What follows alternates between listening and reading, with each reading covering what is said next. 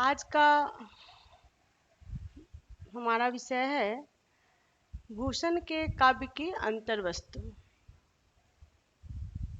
इससे पहले के वर्ग में मैंने भूषण का युगबोध इस विषय पर अपना व्याख्यान प्रस्तुत किया था। आज भूषण के काव्य की अंतर्वस्तु इस शीर्षक पर मैं चर्चा करूंगी। भूषण रीतिकाल के कवि हैं, किंतु उनकी कविता में श्रृंगार के ही नहीं वीर रस की प्रधानता है। महाराज शिवाजी एवं बुंदेला वीर महाराज छत्रसाल की प्रशंसा में उन्होंने वीर रसपूर्ण काव्य की रचना की है।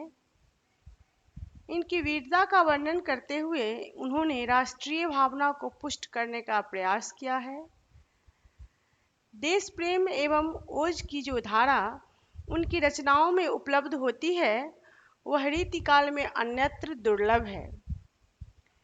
शिवराज भूषण, शिवा बावनी एवं छत्रसाल दशक उनकी प्रसिद्ध वीर रसपूर्ण रचनाएं हैं। उनके काव्य की अंतर्वस्तु का निरूपण उनके काव्य को कुछ शीर्षकों के अंतर्गत हम समझेंगे। इन शीर्षकों को विभिन्न वर्गों में, विभिन्न बिंदुओं में बांटकर हम इस पर चर्चा करते हैं। पहला है वीर रस की प्रधानता, दूसरा है शिवाजी की महत्ता का प्रतिपादन, तीसरा है देश प्रेम, चौथा है राष्ट्रीय भावना की प्रधानता, पांचवा सजीव युद्ध वर्णन, छठा है धार्मिक भावों की अभिव्यक्ति। इस तरह इन 6 शीर्षकों के अंतर्गत हम भूषण के काव्य की विशेषता को, उनके काव्य के अंतर्गत क्या है, इसको समझने का प्रयास करते हैं। वीर रस की प्रधानता भूषण के काव्य में दृष्टिगोचर होता है। भूषण के काव्य में वीर रस का पूर्ण परिपाक हुआ है। महाराज शिवाजी की वीरता का अतिशयोक्तिपूर्ण वर्णन उनकी रचना शिवा बावनी में उपलब्ध होती है। शिवाजी जब अपनी चतुरंगिनी सेना सजाकर चलते हैं तो संसार में क्या होता है, इसका वर्णन प्रस्तुत पंक्तियों में भूषण ने बड़ी ओजस्वी पूर्ण ढंग से किया है। देखते हैं इन पंक्तियों को। साज चतुरंग सेन अंग में उमंग भरी, सरजा शिवाजी जंग जीतन चलत हैं। भूषण भनत नाद बिहद नगारन के, नदी नद मद गब्बरन के रलत हैं। उत्साह भाव की जागृति इन पंक्तियों को पढ़ने से अनायास ही होने लगती है। ओज है इन पंक्तियों में और यह हृदय में उत्साह उत्पन्न करता है। दूसरा है शिवाजी की महत्ता का प्रतिपादन। भूषण ने शिवाजी को एक ऐसे महापुरुष के रूप में प्रस्तुत किया है जिसने देश की रक्षा के लिए अपना सब कुछ दांव पर लगा दिया, सब कुछ समर्पित कर दिया अपनी मातृभूमि के ऊपर। शिवाजी ने मुगलों से टक्कर ली और मुस्लिम अत्याचारों का विरोध करते हुए हिंदुओं के धर्म की तथा हिंदुत्व की रक्षा की। भूषण ने शिवाजी के इस मनोभाव का वर्णन इन पंक्तियों में किया है। हिंदुन की चोटी रोटी राखी है सिपाहिन की, कांधे में जनेऊ राखियो माला राखी घर में। शिवाजी के आतंक में मुगलों की स्त्रियां भागी भागी फिर रही हैं, उनकी सुख सुविधाएं समाप्त हो रही हैं। भूषण भनत शिवराज वीर तेरे त्रास, नगन जराती थी वो नगन जराती हैं। इस तरह ओजस्वी पूर्ण भाषा में भूषण ने शिवाजी की महत्ता का प्रतिपादन किया है, उनके शौर्य को, उनके पराक्रम को वर्णित किया है। तीसरा उनके काव्य की जो अंतर्वस्तु है, विशेषता है, वह है देश प्रेम। देश प्रेम से ओतप्रोत भूषण की कविता को काव्य रसिकों ने बहुत पसंद किया। यह रीतिकाल में एक अलग ढंग का प्रयोग था भूषण का। जिसने जनमानस को जागृत किया, प्रेरित किया, देशभक्ति से ओतप्रोत किया। वे अनावश्यक चाटुकारिता से हमेशा अलग रहे। वे अन्य राजाओं की प्रशंसा नहीं करते, केवल शिवाजी और छत्रसाल के प्रशंसक हैं। और अब राजा एक मन में न ल्याऊ, अब साह को सराहो छत्रसाल को। भूषण की कविता में जन सामान्य का स्वर विद्यमान है। उसमें पूरा राष्ट्र, पूरा देश गूंज रहा है। उसकी भावना में संपूर्ण जनजीवन समाहित है और उसकी वीर भावना में भारत राष्ट्र की ओजमयी परंपरा की ध्वनि निकल रही है। इसी कारण भूषण को किसी जाति विशेष का कवि नहीं कह सकते। वे समूचे राष्ट्र के प्रतिनिधि कवि हैं, वे भारत के प्रतिनिधि कवि हैं। क्योंकि भूषण ने जिन दो राष्ट्र नायकों को अपने काव्य का मूलाधार बनाया है, वे दोनों शिवाजी एवं छत्रसाल भारत के त्रस्त एवं भयभीत राष्ट्र का पुनर्निर्माण कर रहे थे। दोनों राष्ट्र की जर्जर शक्ति को पुनः संगठित करके एक प्रबल राष्ट्र का निर्माण करने में लगे हुए थे और दोनों ने संपूर्ण भारतीय जनता की श्रद्धा एवं भक्ति के लिए अपने आप को समर्पित किया। मतलब उन दोनों के शौर्य के आगे, उन दोनों की देशभक्ति के आगे पूरे भारतवर्ष की जनता नतमस्तक थी, श्रद्धा एवं भक्ति से ओतप्रोत थी। देश प्रेम की भावना जागृत कर भूषण ने एक राष्ट्रीय कवि के कर्तव्य एवं दायित्व का पालन किया। शिवाजी न होते तो देश की क्या दुर्दशा होती, इसका चित्रण करते हुए वे कहते हैं, पीड़ा पैगंबरा दिगंबरा दिखाई देते सिद्ध की सिधाई गई रही बात रब की, काशी हूँ कला गई मथुरा मस्जिद भई, शिवाजी न होते तो सुनो तो होती सबकी। अगला है राष्ट्रीय भावना की प्रधानता। भूषण के सामने राष्ट्रीय सम्मान रक्षा का प्रश्न भी था।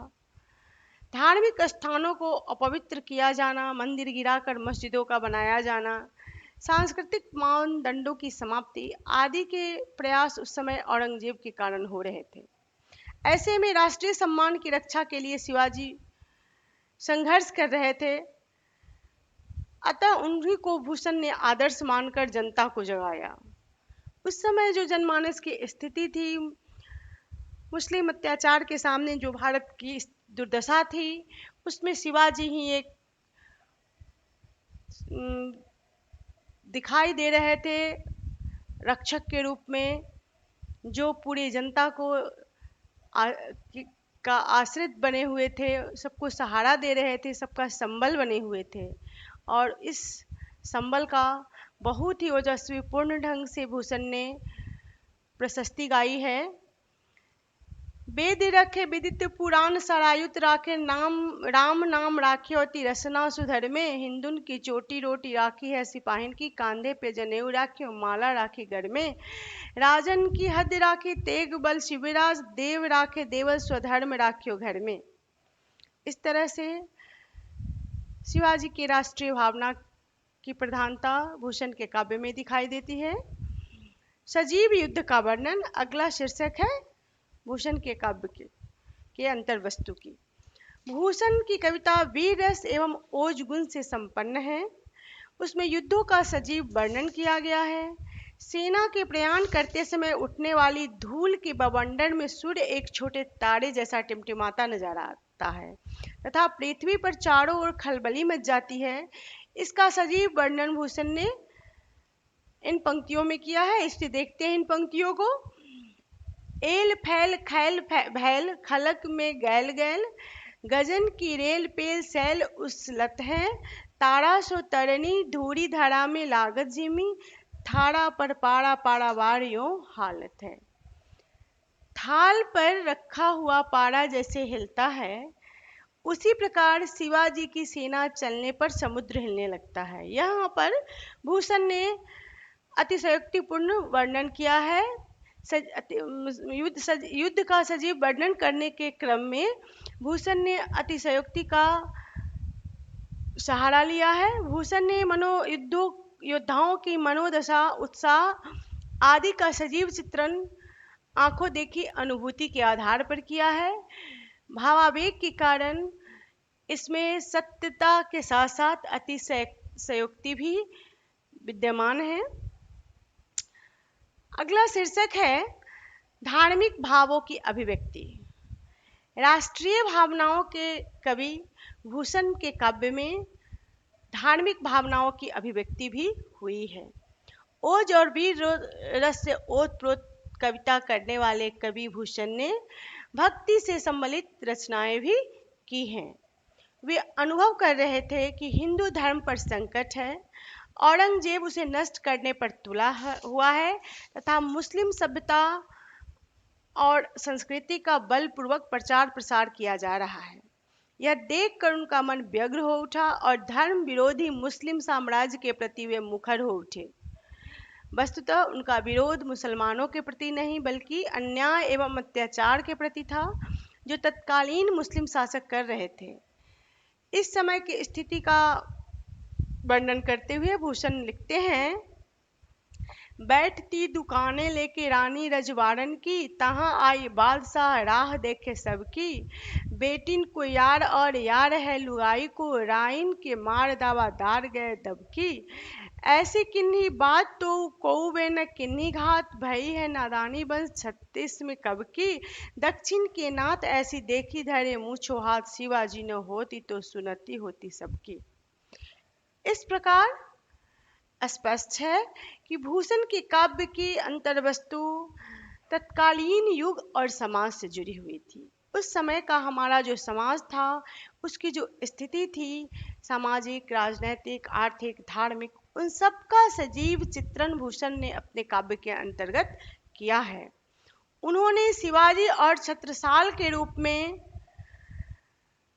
दो जननायकों के शौर्य एवं पराक्रम की सच्ची प्रशंसा कर जनता में उत्साह का संचार किया और अपनी ओजस्वी वाणी में राष्ट्रीय भावनाओं को उस समय अभिव्यक्त किया जब इसकी महती आवश्यकता थी, जब हमारे भारतवर्ष को, हमारे देश को एक ऐसे संरक्षक की आवश्यकता थी जो उसे एक नई दिशा प्रदान करे, एक नए निर्माण की ओर ले जाए, जो राष्ट्र निर्माण के पथ पर अग्रसरित कर सके,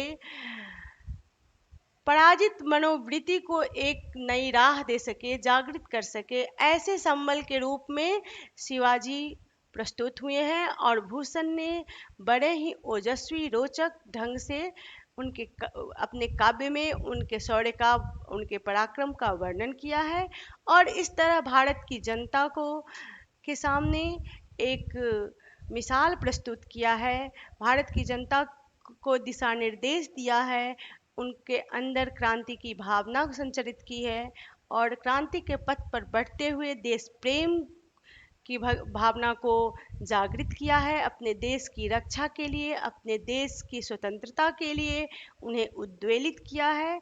इस तरह भूषण का काव्य देश की अस्मिता की रक्षा का काव्य है। आज भूषण की काव्य की अंतर्वस्तु के अंतर्गत हमने जो जिन विषयों की चर्चा की है उसे यथासंभव समझने और समझाने का प्रयत्न किया है मैंने। तो आज का भूषण पर जो हमारा व्याख्यान था वो समाप्त हो रहा है। भूषण पर कुछ और बातें अगले वर्ग में करूंगी मैं, जैसे भूषण की काव्य कला है और उनके काव्य की और भी जो सारी विशेषताएं हैं उनका वर्णन होगा। तो आज का समय समाप्त हो रहा है।